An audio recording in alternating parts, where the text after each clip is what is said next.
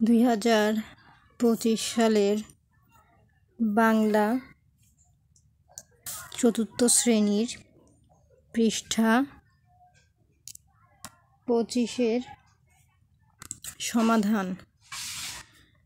এখানে অনুশীলনী কতে আছে চিঠি কয়েক রকম হতে পারে, যেমন ব্যক্তিগত চিঠি, পারিবারিক চিঠি, নিমন্ত্রণপত্র, ব্যবসায়িক চিঠি, দাপ্তরিক চিঠি, অনুরোধ পত্র বা আবেদনপত্র ইত্যাদি। খতে আছে চিঠির মধ্যে সাধারণত কয়েকটি অংশ থাকে, যেমন 1. যেখান থেকে চিঠি লেখা হচ্ছে সে জায়গার নাম, ঠিকানা ও তারিখ। 2. সম্বোধন বা সম্ভাষণ। 3. মূল বক্তব্য, ভেতরে যে কথাগুলো থাকে। 4. বিদায় সম্ভাষণ, পত্রের ইতি টানা। 5. প্রেরকের যে চিঠি পাঠাচ্ছে তার নাম ও ঠিকানা। 6. প্রাপকের যে চিঠি পাবে তার নাম ও ঠিকানা। গ. চিঠি চলিত ভাষাতে লেখা উচিত। তো আমাদের মেন কাজ হচ্ছে এই 2 নম্বর প্রশ্নের উত্তর এবং 3-এর শূন্যস্থান, এবং 4-এ আছে পত্র লিখি। তো এগুলোর সমাধান, 5-এরও সমাধান, সব কিছুর সমাধান এখন করে দেবো এই ভিডিওতে। তো ভিডিওটি শুরু করার আগে বলে রাখি, চ্যানেলটি অবশ্যই সাবস্ক্রাইব করতে হবে, কারণ 2025 সালের সমস্ত ভিডিও সবার আগে এই চ্যানেলে আপলোড করা হয়। তো চলো শুরু করা যাক। কতে আছে শাহিন কেন চিঠি লিখেছিল? তো আমরা সরাসরি এর উত্তরটি দেখে নেব। শাহিনের ছোট বোনটার অসুখ করেছিল, তার বাবাও বাড়িতে ছিলেন না, তাই স্কুলে যেতে না পারায় শাহিন চিঠি লিখেছিল। 2. শাহিন কাকে কাকে চিঠি লিখেছিল? শাহিন চিঠি লিখেছিল 2 জনের কাছে, একজন তার শ্রেণী শিক্ষক জনাব লতিফ সাহেবকে, অন্যজন শাহিনের ক্লাসের বন্ধু শেখরকে। গ. বন্ধু শেখরকে কেন শাহিন চিঠি লিখেছিল? বন্ধু শেখরকে শাহিন চিঠি লিখেছিল লতিফ স্যারকে লেখা চিঠিটি পৌঁছে দেওয়ার জন্য।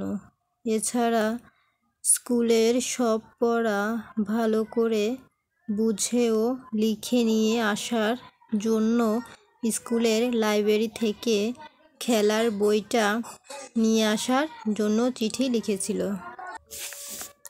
ঘ. চিঠি লেখার ফলে শাহিনের কী লাভ হয়েছিল? চিঠি লেখার ফলে শাহিন তার জরুরি কাজ ও সমস্যার সমাধান করতে পেরেছিল। উম. চিঠিতে সাধারণত কয়টি অংশ থাকে? চিঠিতে সাধারণত 6টি অংশ থাকে। এগুলো হলো: 1. যেখান থেকে চিঠিটি লেখা হচ্ছে সেখানকার ঠিকানা ও চিঠি লেখার তারিখ। 2. সম্বোধন বা সম্ভাষণ। 3. মূল বক্তব্য। 4. বিদায় সম্ভাষণ। 5. প্রেরকের নাম ও ঠিকানা। 6. প্রাপকের নাম ও ঠিকানা। এখন শূন্যস্থান পূরণ করি। প্রথমে বলছে চিঠির প্রথম অংশ ড্যাশ, দ্বিতীয় অংশ ড্যাশ, তৃতীয় অংশ ড্যাশ, চতুর্থ অংশ ড্যাশ, পঞ্চম অংশ ড্যাশ, ষষ্ঠ অংশ ড্যাশ। তো আমরা সরাসরি উত্তরই দেখব। চিঠির প্রথম অংশ, যেখান থেকে পত্র লেখা হচ্ছে সে জায়গার নাম, ঠিকানা ও পত্র লেখার তারিখ। দ্বিতীয় অংশ সম্বোধন বা সম্ভাষণ। তৃতীয় অংশ মূল বক্তব্য। চতুর্থ অংশ বিদায় সম্ভাষণ। পঞ্চম অংশ প্রাপকের নাম ও ঠিকানা। ষষ্ঠ অংশ প্রাপকের নাম ও ঠিকানা। 4 নম্বরে বলছে পত্র লিখি। ক আর খ, দাদুর কাছে একটা ব্যক্তিগত চিঠি লিখি। তো আমরা এটি দেখব। শ্রদ্ধেয় দাদু, আমার সালাম নিও। আশা করি ভালো আছো। আমিও ভালো আছি। তুমি কবে আসবে? তুমি বলেছিলে রোজার ঈদে আসবে। এখানে পত্রটি তো লেখার আগে এখানে তারিখ দিয়ে নিবা এবং ঠিকানা, আর যে তারিখে লিখবা সেই ঠিকানাটি এই শ্রদ্ধেয় দাদু এর উপরে বা এই শ্রদ্ধেয় দাদু এর নিচে লিখলেও হবে। কিন্তু আসনি। এবার কোরবানির ঈদে অবশ্যই আসবে। তুমি না থাকলে ঈদে একটুও মজা হয় না। মা দূরে কোথাও বেড়াতেও যেতে দেয় না।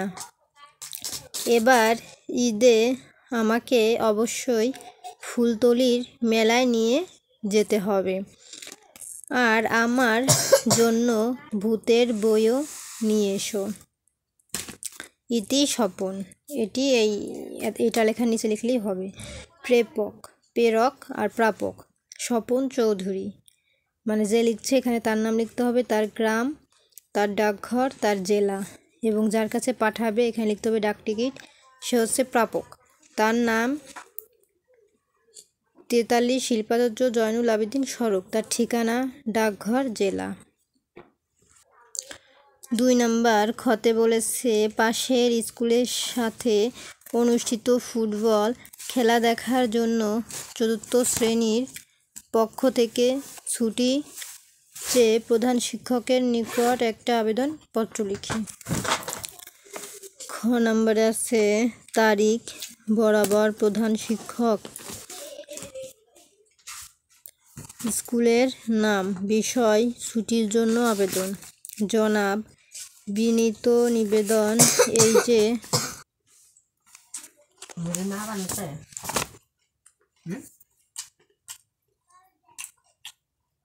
কি লিখতেছিস? একটু বড় বড় করে লেখো।